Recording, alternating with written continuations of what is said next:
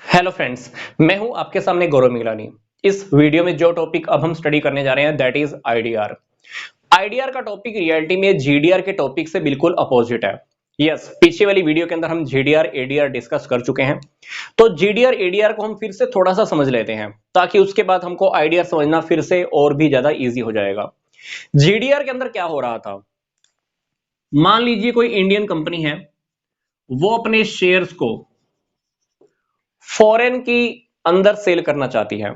Indian company अगर अपने shares को फॉरेन में सेल करना चाहती है तो वो इंडियन कंपनी क्या करेगी, अपने शेयर्स को डिपॉजिटरी बैंक के पास डिपॉजिट कराएगी, उनसे रिक्वेस्ट करेगी कि आप हमारे शेयर्स को डिपॉजिटरी रिसिप्ट्स में कन्वर्ट कर दीजिए।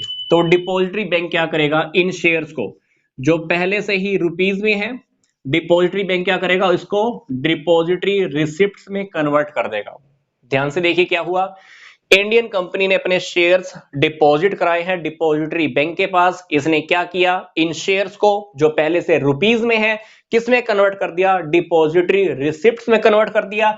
ये किस में होंगे, ये उस कंट्री के करेंसी में ही होने वाले हैं। फॉर एग्जांपल ये मान लो डॉलर में है तो जीडीआर बन जाता है। ये क्या बन जाता है, ये जीडीआर।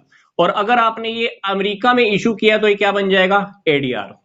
जीडीआर या एडीआर मतलब इसमें क्या हुआ, जीडीआर के अंदर क्या हो रहा था, इंडियन कंपनी फॉरेन की अंदर से पैसा इंडिया में ला पा रही थी। कहां पे पैसा आ रहा है, हमारे पास इंडिया में आ रहा है।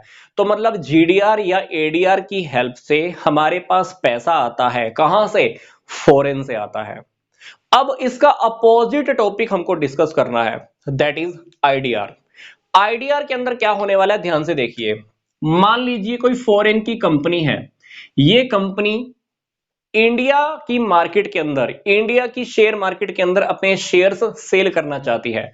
तो ये फॉरेन की कंपनी क्या करेगी, अपने शेयर्स को जो कि पहले से मान लीजिए डॉलर में है, ये फॉरेन की कंपनी क्या करेगी, अपने शेयर्स को जो मान लीजिए पहले से डॉलर में है किसको सबमिट कराएगी, डिपॉजिटरी बैंक को।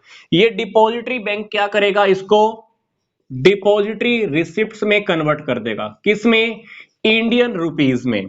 क्योंकि इंडिया में हमारा लेन देन किसमें होता है, रुपीज में होता है।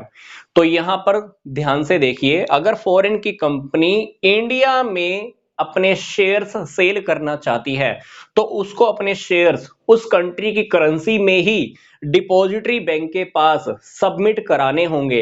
डिपॉजिटरी बैंक क्या करेगा, उन शेयर्स को इंडिया की करेंसी के अकॉर्डिंग डिपॉजिटरी रिसिप्ट्स में कन्वर्ट कर देगा। और इसी डिपॉजिटरी रिसिप्ट्स को हम क्या बोलते हैं, आईडीआर बोलते हैं। क्या बोलते हैं, आईडीआर, इंडियन डिपॉजिटरी रिसिप्ट्स। अब जीडीआर और आईडीआर दोनों के अंदर डिफरेंस क्या हुआ, ध्यान से देखिए। जीडीआर के अंदर एक इंडियन कंपनी फॉरेन से पैसा इंडिया में ला पा रही है, जबकि आईडीआर में क्या हुआ, फॉरेन की कंपनी इंडिया से पैसा ले जा रही है। यस, जीडीआर के अंदर हम इंडिया से पैसा ला पा रहे हैं और इसके अंदर आईडीआर में क्या हुआ, एक फॉरेन की कंपनी इंडिया से पैसा लेकर जा रही है। अब हमको क्या करना है, इसके छोटे छोटे फीचर्स डिस्कस करने हैं। बट फीचर्स भी डिस्कस करने से पहले मैं आपको दो तीन छोटी छोटी बातें बता देता हूं कि आईडीआर रियलिटी में एक प्रकार का इंस्ट्रूमेंट है जो फॉरेन की कंपनी कहां पर इशू करती हैं, इंडिया में इशू करती हैं। फिर दूसरी बात, इसका जो सेल और परचेज होता है वो किसके थ्रू होता है, इंडियन स्टॉक एक्सचेंज के थ्रू ही होता है। किसके थ्रू होता है, इंडियन स्टॉक एक्सचेंज के थ्रू। अब हम इसके कुछ फीचर्स डिस्कस कर लेते हैं। इसके फीचर्स बहुत सिंपल है, तो फीचर्स जो आपको स्क्रीन पर डिस्प्ले भी हो रहे होंगे। Feature number 1, IDR are issued by any foreign company. IDR कोई भी फॉरेन कंपनी इशू कर सकती है, जैसे कि मैंने आपको अभी बताया। पॉइंट नंबर 2, आईडीआर को हम कहां पे लिस्ट करेंगे, ये बात भी मैंने आपको अभी बताई, इंडियन स्टॉक एक्सचेंज पर। मतलब कोई भी अगर आईडीआर को परचेज करना चाहता है, सेल करना चाहता है, तो उसको सेल परचेज किसके थ्रू करना होगा, इंडियन स्टॉक एक्सचेंज के थ्रू ही करना होगा। पॉइंट नंबर 3, जैसे जीडीआर के अंदर एक जीडीआर की वैल्यू मोर देन 1 शेयर होती है, इसी तरह आईडीआर की जो वैल्यू होती है वो मोर देन 1 शेयर होती है। IDR is equal to 10 shares.